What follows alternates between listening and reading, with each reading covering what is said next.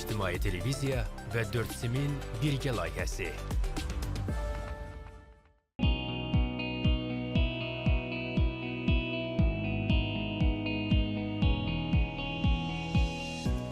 Bu ərazinin sahəsi 550 hektardır. Təxminən 700 futbol meydançası boyda.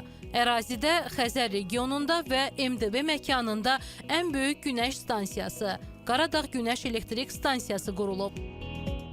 230 megawatt gücündə olan stansiya Birləşmiş Ərəb Əmirliğinin Mastar şirkətinin 262 milyon dollar dəyərində sərmayəsi hesabına inşa edilib. Burada 570 min günəş paneli quraşdırılıb. Gəlin əvvəlcə günəşdən enerjinin alınması prosesi ilə tanış olaq. Günəş enerjisi panelin səthindəki elektronları hərəkətə gətirir və o elektronlar da silisyum adlanan maddədən hazırlanıb və o hərəkət nəticəsində elektrik cəryanı əmələ gəlir. O bu elektrik cəryanı da sabit elektrik cəryanıdır. Bu sabit elektrik cəryanı bizim panellərə qoşulmuş kabellər vasitəsilə ilk dayanacağı yerə, yəni invertora gedir. Invertorlar sabit elektrik cəryanını dəyişən elektrik cəryanına çevirir və orta gərginli transformatorlarını ötürür.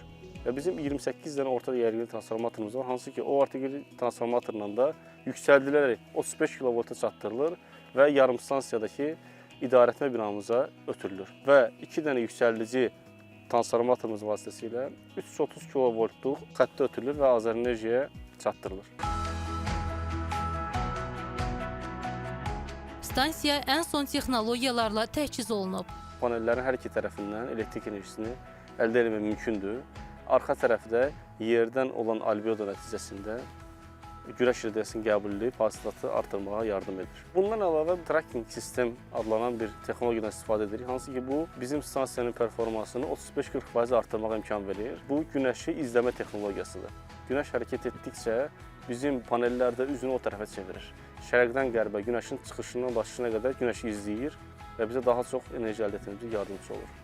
Vaxtilə bu ərazidən neft çıxarılıb, daha sonra istifadəyə yararsız olsa da günəş potensialının çox olması baxımından Qaradağ Günəş Elektrik Stansiyasının tikintisi üçün məqsədə uyğun hesab edilib. Bu ərazinin küləkli və yağmurlu olması panellərin də tez zamanda çirklənməsinə səbəb olur. Panellərin üzərindəki çirk və toz isə elektrik hasilatının azalmasına gətirib çıxara bilər.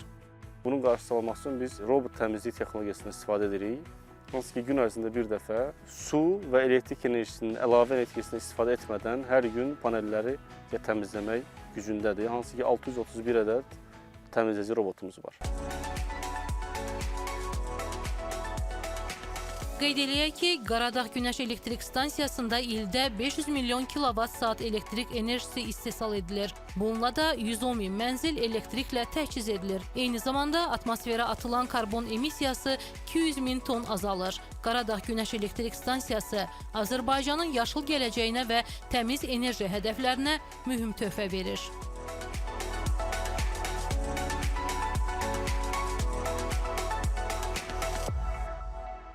İctimai televiziya və 4SIM-in birgə layihəsi.